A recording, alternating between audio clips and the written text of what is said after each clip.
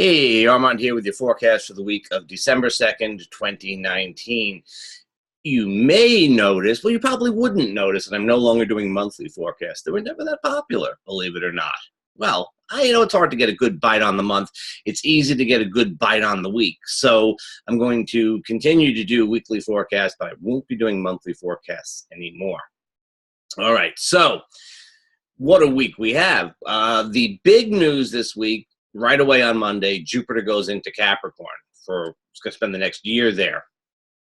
Jupiter in Capricorn is a more grounded energy. It's a little bit less high flying, a little bit less optimistic, but a little bit less polarizing than Jupiter in Sagittarius. So I would think that, we could kind of use a little bit of cautious optimism as opposed to, let's just go with our beliefs and ideas and let's see what happens. It's a bit of a balance. There's if you subscribe to the channel or if you go to the channel that you can see like sort of below the thing, you just click on Integral Astrology, you can watch the video on Jupiter in Capricorn, including a few little hints for each sign.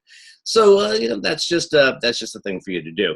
But okay, so we have this big energy that starts early in the week, and I would pay attention to the news on Monday, Tuesday, because that's when we're most likely to sort of see a little preview of what the coming year of Jupiter in Capricorn is going to be about. Look for things getting a little deflated, things coming down to earth a little bit in various ways, economically, politically, and so on. That type of thing. Part of the picture on Monday, though, is that the sun is conjuncting Pallas Athene. Pallas Athene is the asteroid that is associated with wisdom and truth-telling, Athena. But she carries a spear. This is not a, we're just going to sort of teach you out of the book type of thing. This is a you better listen. Very likely to see prominent women in the news, but prominent truth tellers. This is a truth-telling kind of aspect, and that's perhaps the pin that punctures the balloon and brings things down to earth. So look for the news coming out that will give you a little bit more of a sense of what's actually going on and throw some facts into the equation of beliefs and polarization. In our personal lives too, very likely a time to get the truth out there. And that's really the case all week long because Mercury is making his way towards the end of Scorpio. He will actually get out of his shadow later in the week, and so we can sort of really feel that we're going forward from that retrograde period. That's good. But Mercury going through the end of Scorpio has a very powerful, emotionally based kind of energy.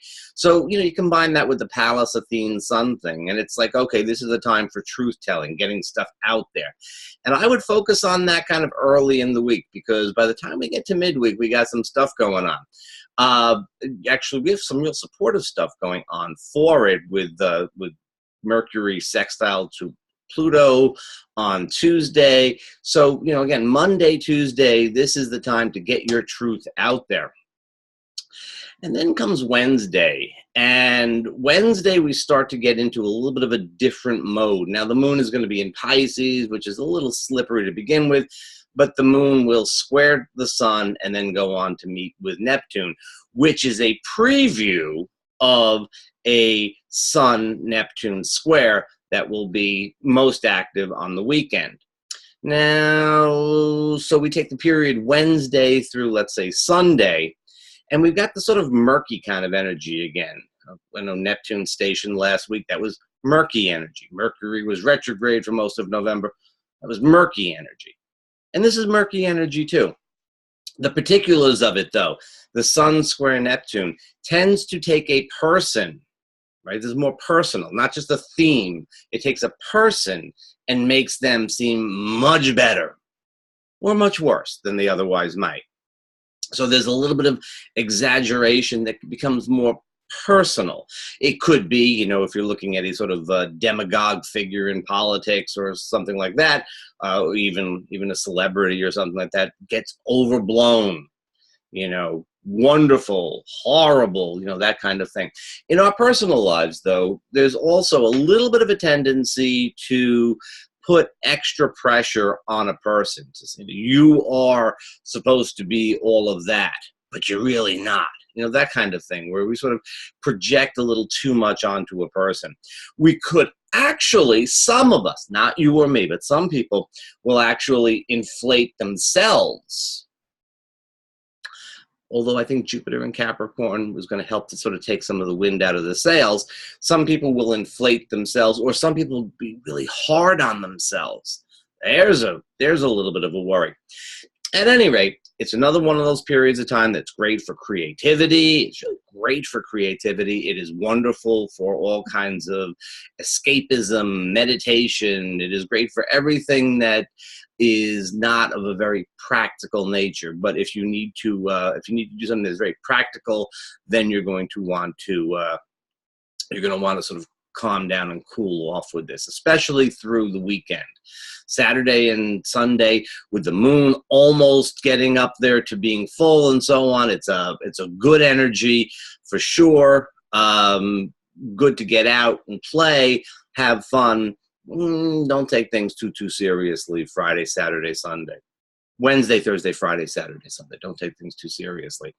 It is, though, I mean, this is also earlier in the week, Monday, Tuesday, maybe Wednesday, is a period of time. We're at the first quarter moon, which is always a good time to get active with things. So early in the week, push through, active, doing stuff. Later in the week, backing off, taking a little bit easy, a little bit more playful and imagination kind of thing. Now, relationship stuff is also pretty hot this week. I don't know if it's hot, but for those who have romantic types of things on their mind, a sextile between Mars in Scorpio and Venus in Capricorn could be really nice. It could be a kind of there's a push towards being more cooperative, more intimate, more open, actually, for Scorpio and Capricorn, for, recognizing if you actually are on the same page.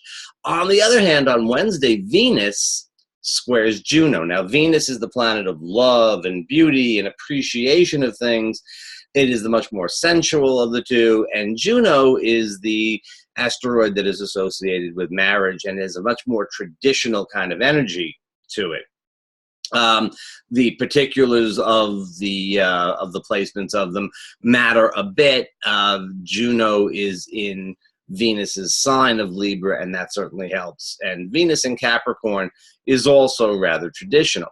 But the feel here is the difference between kind of what I really want and what I really appreciate, and then what the rules of relationship are. What am I really feeling for, and what is it we have? What is the thing? What is the relationship, and so on. It's Venus is what you want, and Juno is what you have.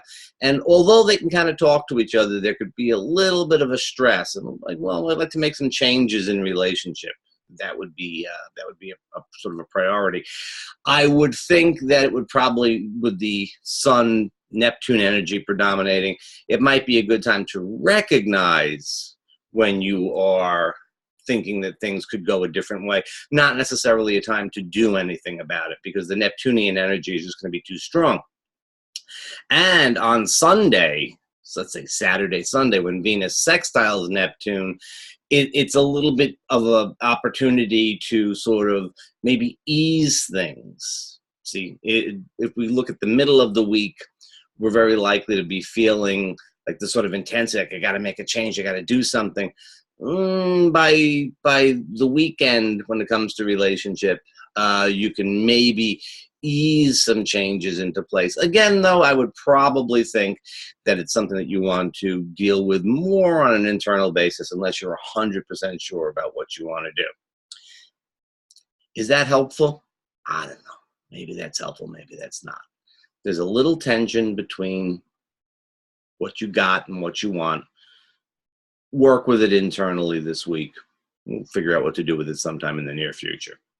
Okay, there's your forecast for the week. And I can just see them. I'm happy that I didn't talk about the entire month. I'll see you next week. Bye-bye.